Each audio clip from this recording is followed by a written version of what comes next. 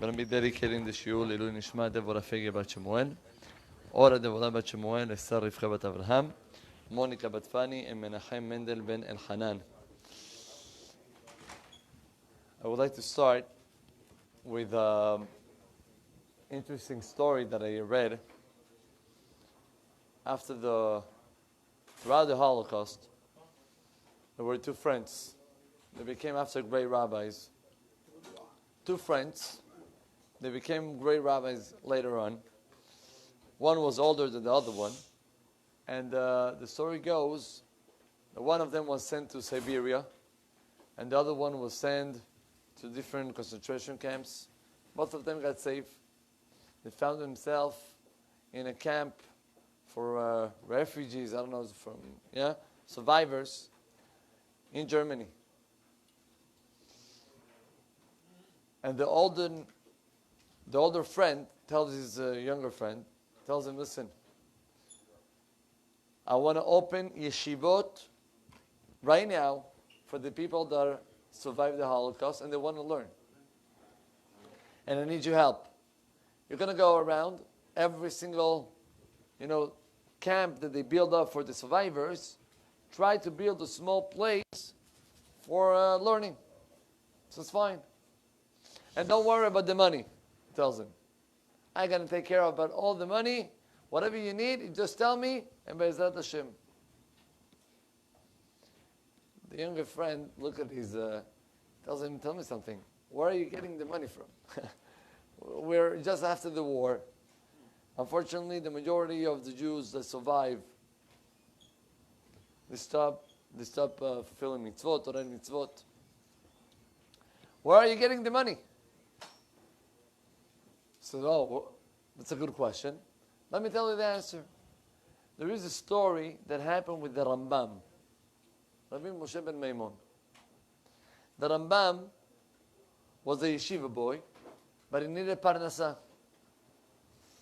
So what happened was, a doctor, very famous doctor, was looking for an assistant. So the Rambam offered himself to be his assistant. Told him, listen, I'm going to ask from you, barely, salary, very low. Just want to be next to you and to learn. He was the assistant of the doctor, and he was reading in the empty time that he had, all the books that the doctor had. That's how the Rambam learned medicine. The Rambam did not go to a college or to university. No, nothing. He just opened up the books and he learned. By the way, today in Israel, there is a man.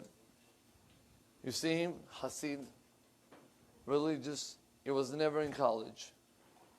And there is no one complicated case of medicine in Israel that he doesn't get first a phone call from the top professors and doctors. His name is Dr. Führer. This guy, Dr. Führer, right? This guy didn't learn medicine. He just learned by learning and by reading. And he's a genius. He is a genius. And you see him, Pashut, Anava, unbelievable. Führer. Right? That's his name. Anyway, so the Rambam also, he started to learn the books. One day, a man comes to the doctor, and he tells him that he's feeling very bad. The doctor checks him, and the doctor says, listen, you're getting worse and worse. We have to do a procedure urgently. Have to be a surgery in your head. Now back then it wasn't like today. Yeah? Why?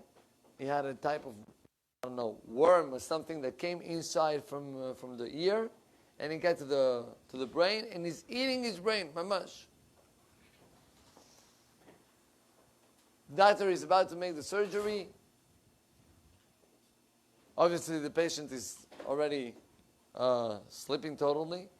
And then the doctor comes and he makes a small hole in his head. And the plan was to try to catch that worm. And the Rambam enters. He sees the doctor in the middle of the procedure. What's going on? He tells him. The Rambam thinks, and he says, so one second, you think that you're going to be able to catch the worm? No. It is dangerous, right? I mean, the worm probably is going to try to escape. It's not going to be, here I am, right? And you're going to make a lot of damage to the brain of this man. The doctor says, well, what can I do? We have no option. He says, give me a few minutes. The Rambam leaves the room. It's a famous story. The Rambam leaves the room, and he comes back with a small leaf that have a lot of smell. I don't know if nana, whatever, comes, and he puts it right next to the hole that the doctor did in the head of the man. After a few minutes, they see how the worm is going out, and getting a piece of the leaf, and that's how they save the patient. So the doctor looks at the Rambam and he tells him, from where you get such an idea? So he brought him a Gemara in Masechet Avodah Zarah. Very interesting. The Gemara brings the whole concept of very interesting. Anyway, so this is a story that this young rabbi tells his friend, the youngest one, tells him, you're asking me from where I get the money? That's the story. Yeah, it looks, what do you want to tell me with that? He says, listen, this week's parasha, we have Yaakov Avinu and Esav. Yaakov is getting prepared for the historical meeting in between him and Esav. He knew that Esav had a plan to kill him. So he started to prepare himself with gifts. Elim Matayim, Tiashim Asrim, Rachilim Matayim. Yeah. He had a whole type of animals and gifts. And says the rabbi, why do you think that Yaakov Avinu gave so much animals to Esav? You know why? Because every single person has a leaf that he's getting attracted to. So Esav is getting attracted to money. So he had to play with whatever he's getting attracted. But what about us? What about Yehudim? What are we supposed to get attracted to? And then he said, let me teach you a Rambam that brings education with the little kids, how to educate them. It says the Rambam like this. If you have a child, and this child from a religious family, a religious environment, doesn't want to learn, comes to school, doesn't want to learn, for him learning Chumash, Mishnah, not for him. Says the Rambam, be careful. Because if you're going to be tough, he's going to leave. And you're going to lose a neshama. So what's the solution? Says the Rambam, use the leaf. Which leaf? Look, what is the kid attracted to? There are any toys? Any candies? Go for it. Tell him, you know what? Sit down with me, Tzaddik. Let's learn. A few minutes, you're going to get a special candy at the end of the learning. Says the Rambam, the kid is going to grow up 6, 7 to the age of 8 or 10. Halas. Those candies is not even an attraction for him. You have to buy him something bigger. Got to be something more interesting. Says the Rambam, your obligation as a father or as a teacher to offer him something that is going to attract him more. And he continued the Rambam. It's going to grow into an age of teenager. No toys. Forget about the toys. And forget about also the candies. So now what? Says the Rambam. Garments, cars. By the way, I want to tell you, there is in Israel a Yehudi that he made Gemarot like Art Scroll in Spanish. We have it upstairs. He's my age. Now I knew him from a long time ago. When he was in the yeshiva, he wasn't learning. He was a guy wasting his time. His father came up to him and he told him, listen, let's do a deal in between me and you. You're going to learn if you're able to finish the half a shas. I promise you, I know you want a car. Whatever car you tell me, I buy it for you.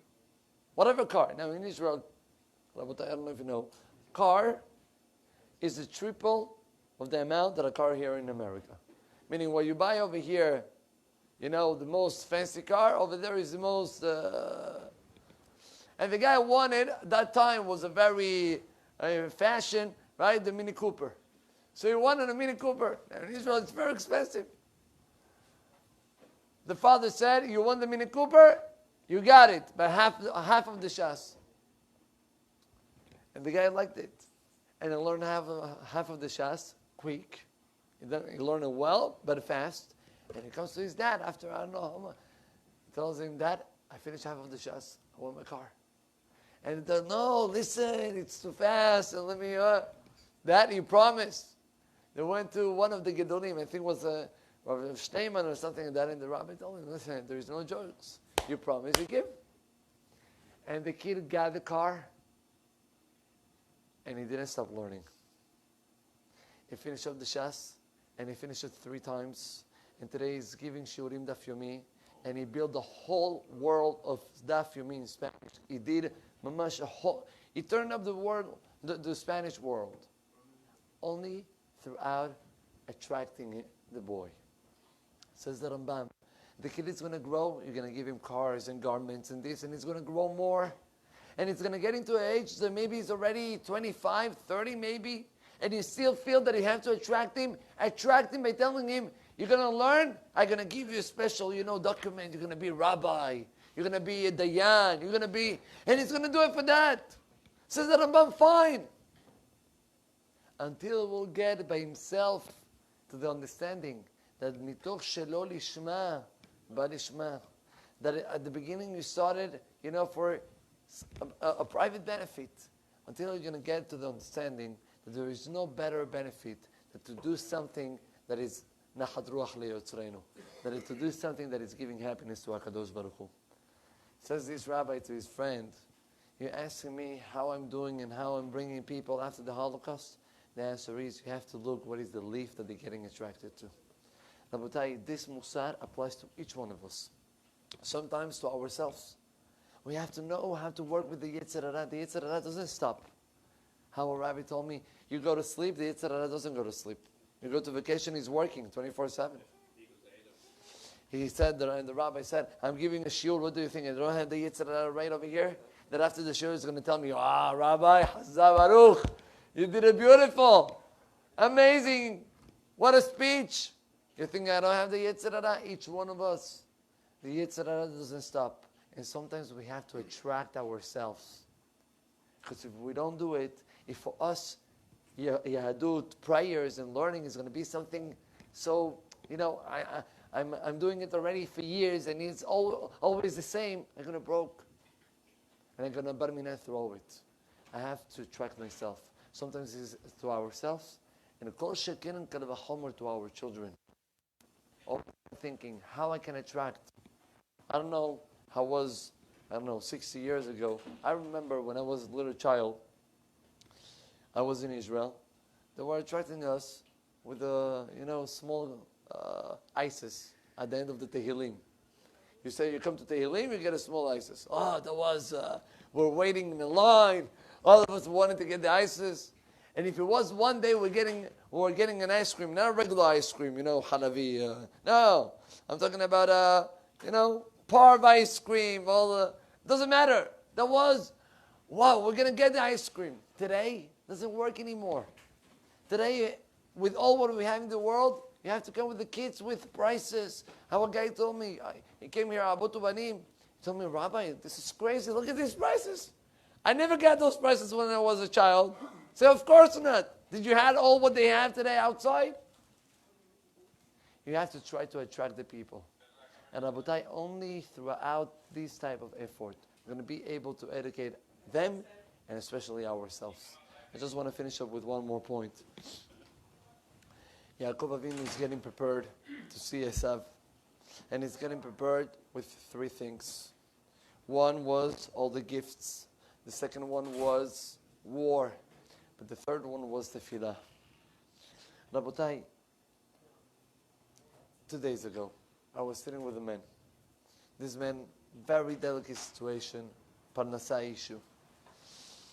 And he was telling me, Rabbi, and I'm going to this place, and I'm going to that place, and I'm working here, and I'm extra hours, and I'm not getting home, and I don't see my family, and I had to stop him. I had to tell him, sometimes throughout the ishtadlut that we do, we forget that at the end of the day, the one and only that give us the parnasa is Borei Olam. What's the limit of the ishtadlut? How much ishtadlut I have to do in my life? How much? How many hours I have to go to work? How many hours I have to, make phone calls? There was a rabbi that told me he went to New York, and he was collecting money for his institution. So he went and he met with a very rich man. He have, stock market, and is involved in that. He gets into his office, and all what he sees was back then at least 10 phones on top of his table, and a huge plasma in his office with numbers. And all the time the phones are ringing, and he's bam, bam, bam, bam, bam, very good. He finished up, and the guy told the rabbi, if you don't mind, wait. Once I leave, we talk. Fine.